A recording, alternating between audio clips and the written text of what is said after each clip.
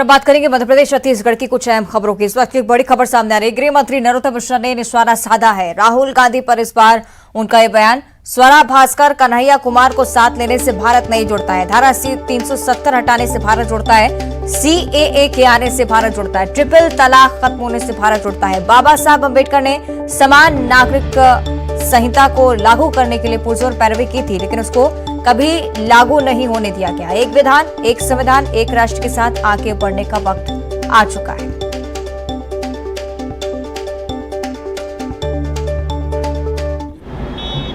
स्वरा भास्कर जी को लेकर के, कन्हैया कुमार को लेकर के, सुशांत को साथ में लेने से भारत नहीं जुड़ता।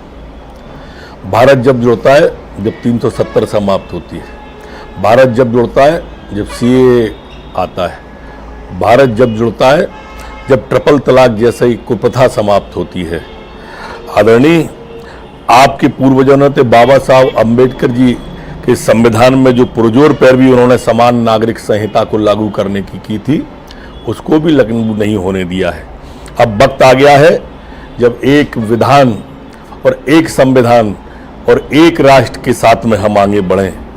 सुप्रीम कोर्ट की साहबाना जी को सुप्रीम कोर्ट से जीतने के बाद भी आपने हरा दिया था तुष्टीकरण की राजनीति के कारण से। ये तुष्टीकरण की राजनीति ने देश को बहुत नुकसान किया है। मैं तो आदरणीय कमलनाथ जी से भी निवेदन करूंगा कि उनको भी समान नागरिक संहिता।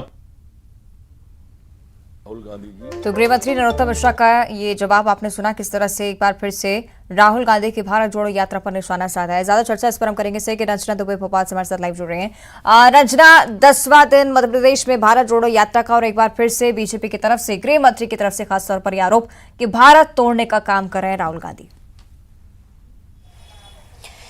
जी अवंतिका, बिल्कुल जिस तरीके से राहुल गांधी की यात्रा मध्य प्रदेश में चल रही है उसको लेकर लगातार गृह मंत्री नरोत्तम मिश्रा जो राहुल गांधी की भारत जोड़ो यात्रा है उसको लेकर लगातार निशाना साध रहे हैं, जिसमें स्वरा भास्कर भी इसमें शामिल हुए थे और दूसरी तरफ कई सेलिब्रिटी भी इस यात्रा में शामिल हुए थे। और निशाना ऐसी बात को लेकर है कि ये जो यात्रा है भारत जोड़ने की नहीं बल्कि भारत तोड़ने की तरफ आगे बढ़ रही है। इसमें सभी लोगों को एक साथ आगे बढ़ने की जो प्रेरणा है वो नहीं दी जा रही है, बल्कि देश को जोड़ने वाली जो ताकतें हैं वो एकजुट होकर लगातार आगे बढ़ रही है। और ये जो बात है जनता समझ रही है, और यही वजह है कि जिस तरीके से जिन इरादों को लेकर या जिन बातों को लेकर ये यात्रा निकाली गई है वो बातें इस यात्रा के दौरान कहीं भी सामने नहीं आ रही हैं।